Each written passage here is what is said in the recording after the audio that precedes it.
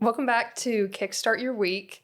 Today we're going to talk about what I think could already be considered iconic branding and marketing campaigns from some bigger brands this year, and we'll see what takeaways we can apply to our own strategies. Yes, absolutely. So let's start out strong with Cracker Barrel. Gosh, Cracker Barrel. Where do we even begin? Their crazy rebrand / un-rebrand. Yes. So earlier this year, or not even that long ago, Cracker Barrel decided that they were going completely modern. They were changing all their branding. They were removing the man from the logo. They were even remodeling all of their stores and painting the walls white, taking all the decor down, putting up like minimalist decor. And people were not happy about that. It was like Chipotle for Southern people. That's a good way to put it. Yeah. People were really not happy and they voiced that. And, which happens. Right. But Cracker Barrel listened and undid everything. They actually took account of like what the customers were saying. Yeah. Took account of what at that point media outlets were saying too, like what is happening. It got huge and they were like, all right, let's address this and actually like go back to our roots and what makes our customers actually want to be here in the first place. Yeah. Which is pretty cool. I think they realized that, Cracker Barrel was just nostalgic for a lot of people and a lot of people had like emotional ties to their original branding and just vibe of the restaurant, and people just didn't feel that way about the new clean look and feel. Yeah. I feel like that's kind of like a good lesson there with like know your base. Yeah. Because at least for my personal experience was anytime I would go to Cracker Barrel, it's with, typically maybe a grandparent or like maybe some family comes in or something after church or on Sunday or something like that. And we go and get some food there. And so it was just very nostalgic, pretty cozy. Yeah. And kind of stripping all that away, just it was like, what even are we anymore? What is this? You know what I mean? Yeah. So I think it was pretty cool that they kind of bounced back in that way and switched it. I mean, it was a matter of weeks when they went from rebrand to like, all right, my bad, and go back to what we were doing before. Yeah, it was a very quick transition. Yes, back. It was. But yeah, I think you're right. I think a takeaway from that is to just know your audience, know who you're talking to, and a rebrand is not necessarily a bad thing. Yeah, absolutely. It depends on who you are and what your brand is. So sometimes a rebrand is fitting. Yeah. But I think it's important to, in a case like that, even if you're not a brand that's as big as Cracker Barrel, like it's never a bad idea to get feedback from people and, bounce ideas off of them and see what the response is, because if it's that bad, then what's the point of even changing in the first place? You know? So yeah, knowing your audience and they did a good job at listening to feedback too. I think so. They really, people hammered it. I actually went home and checked some of the Instagram reels around the time that they were in that transition. And one of their Instagram things, I mean, they have like 360,000 followers on Instagram.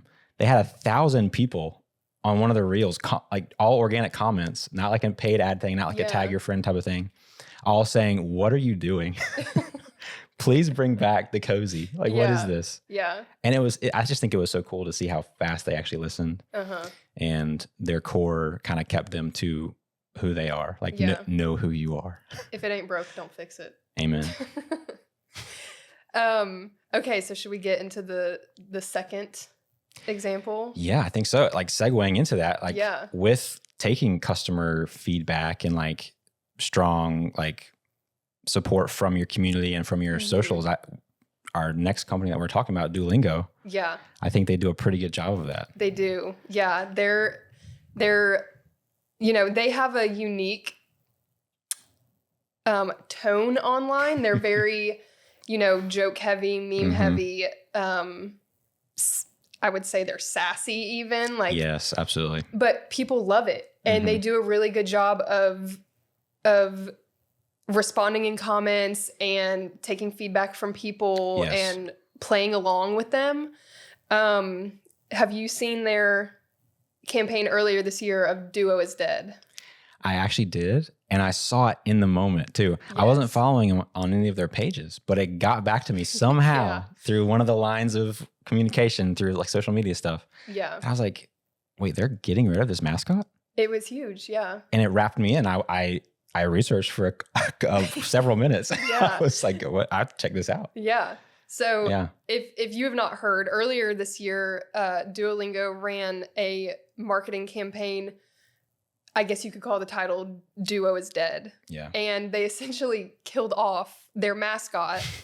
And it was this huge thing online that the Duolingo owl is dead now. And it just snowballed and evolved into this huge online campaign because of other people, because of people's response.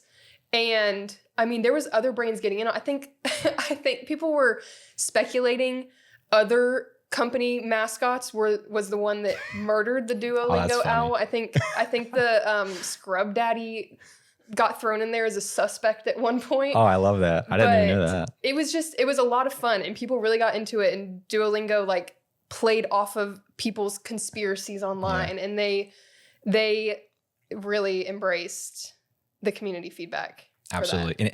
And it felt kind of like, how do you say it? Like, I guess audience driven in a way. Yeah. They were heavily taking feedback from what the audience was saying. And like you were saying, playing into that. So in a way, it kind of really made you feel like you had like a small part in what was going to happen next in the story for this brand that happens to teach you other languages. I thought it was pretty cool. It was impressive how they did that. And I heard that this whole campaign, from like the conception of the idea to launching it, was 6 days. Wow. And it was such a huge campaign. And not only did they get so much attraction on social media, but I saw that people started doing more lessons on the actual app too.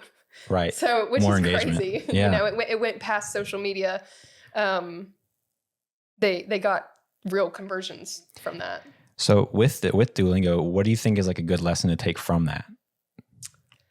I think, again, know your audience. Yeah. Not everyone can be a Duolingo and can put out that type of content. You know, if you're a professional who has only been putting out professional content and then you decide to be silly and like take a dig at someone online like they do, people might be thrown off. That could be crazy. Yeah, it could go downhill pretty fast. Right. But yeah, I would just say know your audience and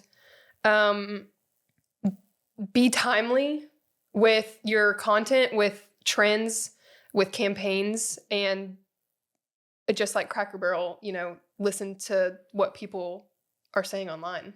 You know? Absolutely.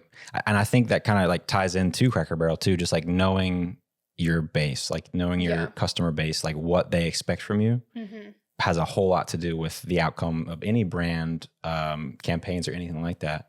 And you can kind of like from your from your audience and your core audience, you can kind of know how far to press it. Like with Duolingo, they've kind of nurtured that they can press it pretty far into these pretty like zany like ideas, but it works and it hits 9 out of 10 times. Yeah. Sometimes the risk is worth it, but make sure it's calculated risk. Exactly. Yeah. Okay, great. Well, thanks for listening today. Make sure you are signed up for our email newsletter so that you can get more marketing tips like this every Monday. See you soon.